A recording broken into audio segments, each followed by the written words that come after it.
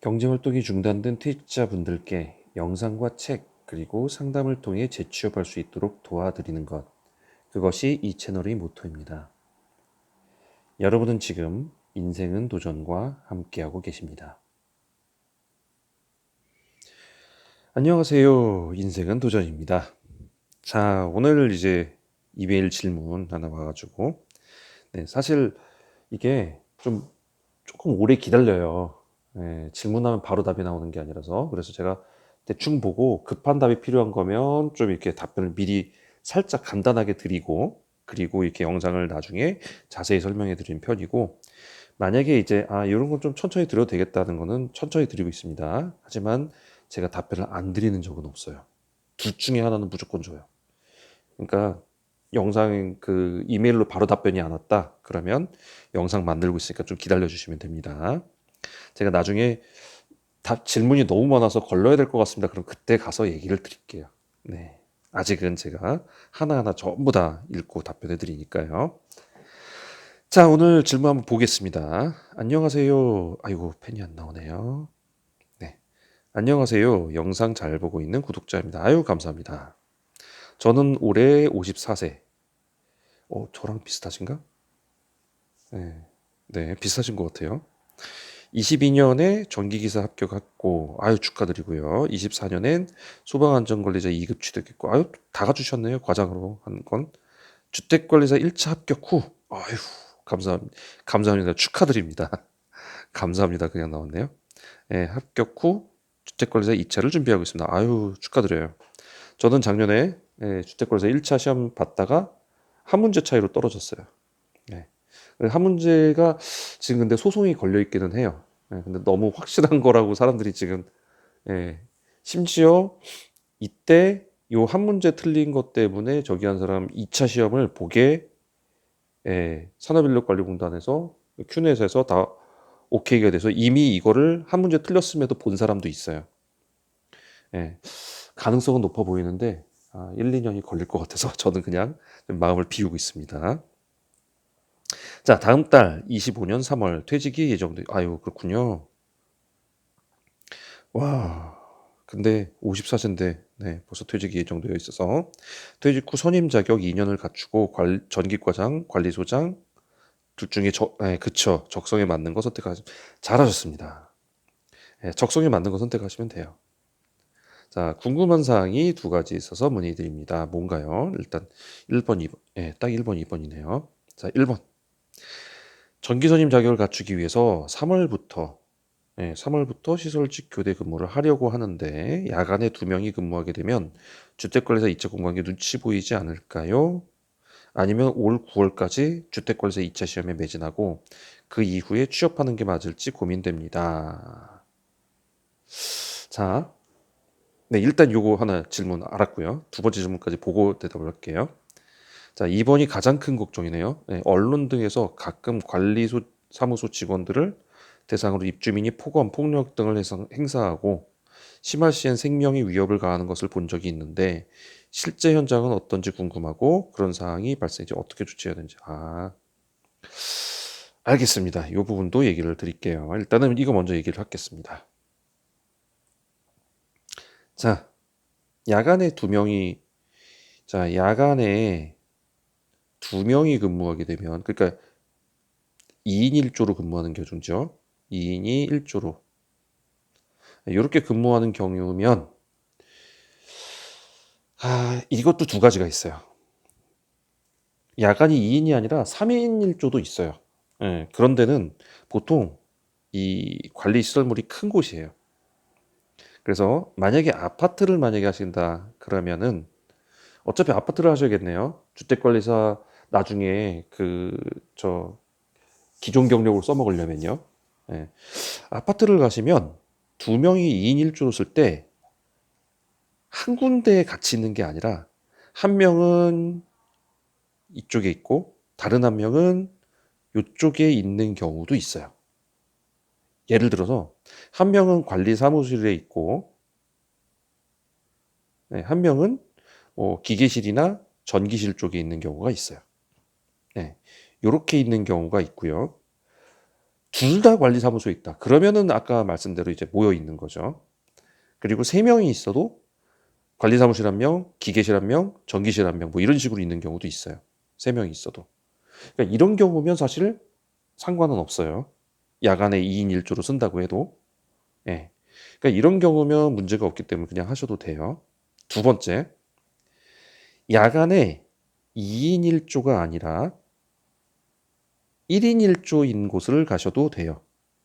그렇죠? 그러면 이제 지금 이런 문제 없는 케이스를 먼저 말씀드리는 거예요. 주택관리사 공부를 하셔도, 주택관리사 2차 공부하셔도 문제 없는 곳을 먼저 말씀드리는데, 가서 이제 면접 때 물어보셔야죠. 어디서 근무를, 야간 근무를 하느냐. 그래서 한 명은 여기 있고 한 명은 저기 있습니다. 그러면 문제 없는 데니까 들어가셔도 문제가 없어요. 아예 1인 1조인 데를 가버려도 돼요. 예를 들어서 500세대 미만이거나, 네. 아니면 한 500 이상 800세대 미만인데 3교대이거나 이러면 대부분 1인 1조입니다. 혼자 합니다. 그러니까 한 명밖에 없기 때문에 공부하시는 데는 전혀 지장이 없어요. 네, 이렇게 가시면 이제 제일 문제가 없는 케이스고. 자, 이제 문제는 2인 1조가 아니라 2인 1조는 2인 1조인데 한 곳에 같이 있는 곳. 예를 들어서 뭐 관리 사무실에 이렇게 둘이 같이 있게 된다. 밤에 2인 1조로. 이렇게 있는 경우에 이런 분들 계셨어요. 이제 저도 이제 말씀드렸지만 저는 여러 사람의 얘기를 다 들어보고 막 이렇게 나갔던 사람 또 뭐 같이 있던 사람 얘기를 다 들어보면서 얘기 들으니까 한 사람이 이게 예를 들어서 A라는 사람이 공부하는 사람이에요. 이제 주택관리사 공부를 하는 사람이. 그러면 이 B라는 사람한테 제가 여기서 전화랑 다 받을 테니까 들어가 주무세요. 그래가지고 이 사람은 그냥 숙소로 들어가서 주무시는 네, 이런 케이스로 해놓고 여기서 공부를 많이 하셨다. 뭐 이런 얘기가 있고요. 숙소가 관리사무소가 여기였고 여기가 한 9시까지 뭐 예를 들어서 이런 경우 있어요. 저녁 9시나 10시까지 관리사무소에 한 명이 있고 원래는 두 명이 있어야 되는데 한 명 있고 숙소는 밑에 전기실 쪽에 있는 경우 예, 또는 기계실에 있는 경우 왜 그러냐면은 주로 기계실이 뭐 하는 곳인가요? 기계실이 예, 기계실이 대부분 그 수도, 온수, 난방 이런 거 있는 곳이에요. 그러다 보니까 우리 샤워를 하려면 샤워 시설이 처음부터 여기가 다 되어 있는 곳 아닌 이상 어디 가서 할까요? 맞아요. 기계실 있는 데 가서 해요. 기계실에 온수 나오는 곳에서 거기서 이제 호스 빼가지고 거기서 해놓고 거기서 다 이렇게 씻고 뭐하고 한단 말이에요. 그러면 씻으면 다시 여기 들어오기 싫죠. 그래서 숙소를 대부분 기계실 근처에다 해놓는 경우가 많아요. 그러다 보니까 2인 1조로 있어도 여기 B라는 사람한테 아유 제가 전화 다 제가 받을 테니까 그냥 들어가 쉬세요. 그러면 아 그래? 알았어. 그리고 숙소로 들어가면은 숙소에 TV도 있죠. 뭐도 있죠 하니까 여기서 아예 씻어버리고 누워가지고 그냥 이렇게 하는 경우가 많이 있습니다. 이런 경우 좀 오래된 케이스죠. 대신에 오래된 아파트가 보통 이렇죠.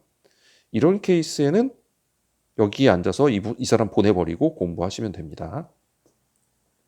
그런데 진짜 이도저도 아니고 딱 붙어서 같이 있는 경우 그런 경우에는 이제 케이스 바이 케이스 그 사람이 어떤가 내가 A 공부해야 되는데 B라는 사람이 어떻게 나오는 사람인가 이거에 따라서 많이 좌지우지가 됩니다.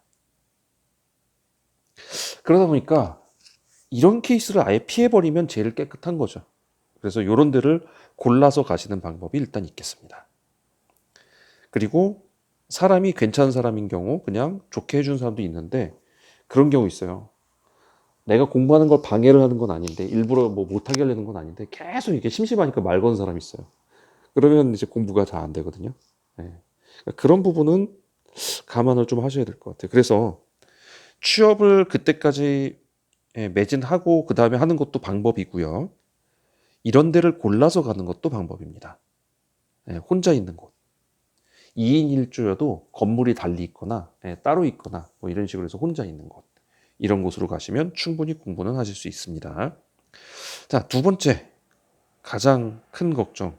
예. 관리사무소 직원들을 상대로 폭언, 폭력을 행사하는 사람. 저는요, 폭언까지는 봤어요. 폭언. 폭력을 행사하는 사람은 아직은 지금 한 번도 본 적 없어요, 저는. 예. 그리고 폭언을 행사하는 사람도 관리사무소장님이 담당을 해요. 직원들이 담당하진 않아요.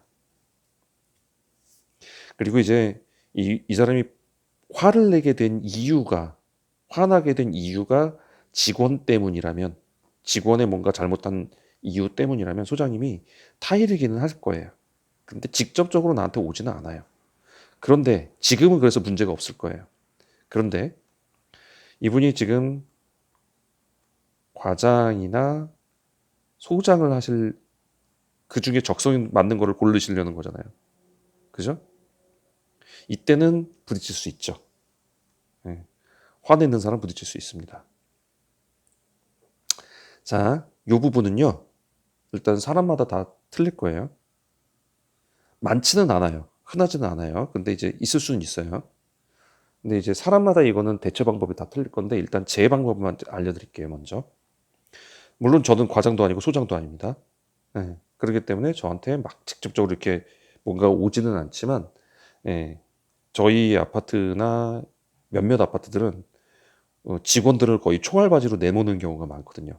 과장이나 소장이 어쩔 수 없으면 뭐 소장 나오라 그래 이러면서 과장 나오라 그래 이렇게 나오지 않는 이상은 대부분 직원들을 총알바지로 쓰기 때문에 직원들이 직접 가게 되는데 저는 이 직원으로 있을 때 가장 좋은 건 그거예요. 그러니까 제가 하는 방법은 이거예요. 일단 들어줍니다. 아무리 화가 난 사람이고 아무리 뭐한 사람이어도 그 화난 이유를 들어줘요.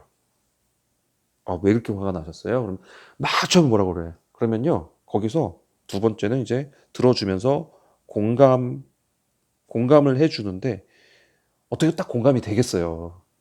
딱 들어봐도 네가 진상인데, 그죠? 그래도 거기서 웬만하면 네 편을 들어주면 아, 그럴 수 있겠네요. 그러면서 공감을 최대한 해줍니다. 공감하는 척이라고 볼 수도 있겠어요.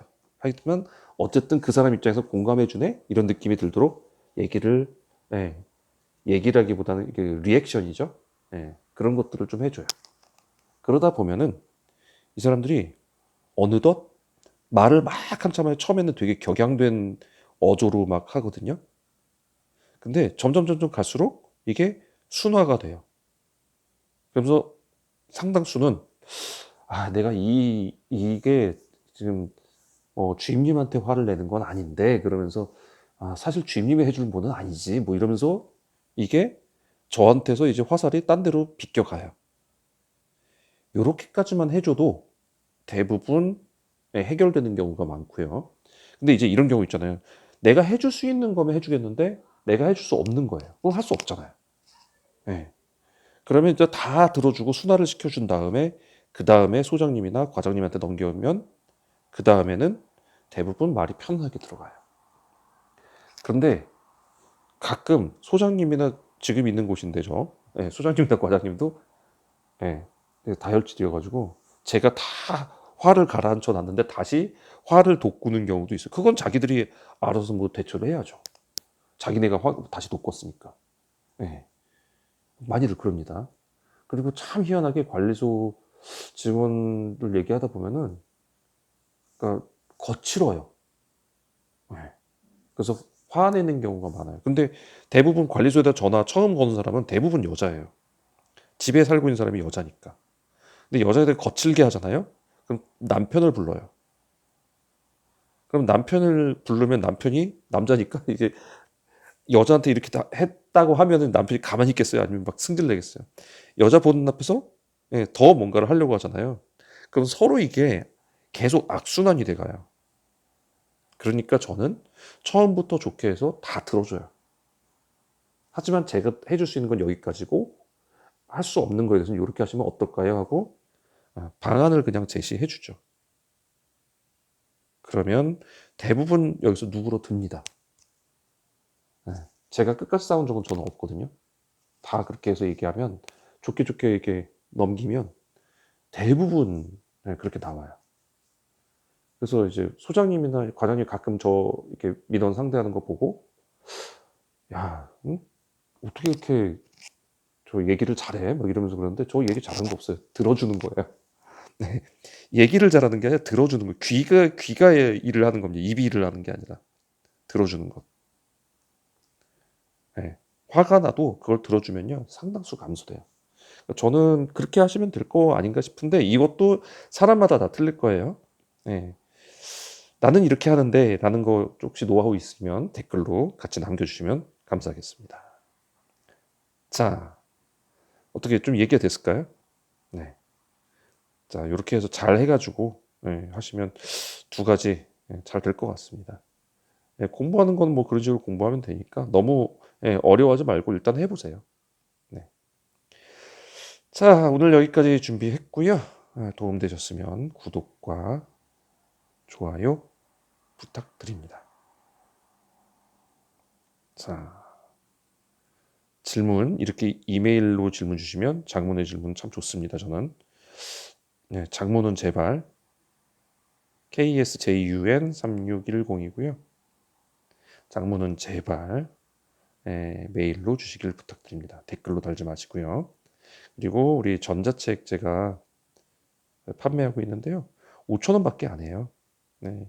커피 한 잔 사주시는 그 대가니까 이걸로 해서 보시면 되고 전자책 신청하고 제가 신청한 거에 제한테 알람이 안 떠요. 그러니까 혹시 신청하시면 여기다가 댓글 아무 데나 상관없어요. 댓글은 알람이 뜨거든요. 그러니까 댓글을 달아주셔서 저 전자책 신청했는데요 라고 해주시면 제가 그거 보고 전자책 이렇게 할 수 있도록 다 해드리도록 하겠습니다.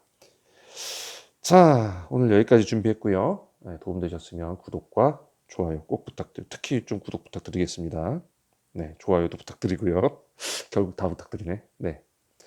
자, 저는 다음 시간에 또 좋은 소식, 좋은 정보, 좋은 답변 갖고 여러분 다시 찾아뵙도록 하겠습니다. 함께 하신 여러분들 감사합니다.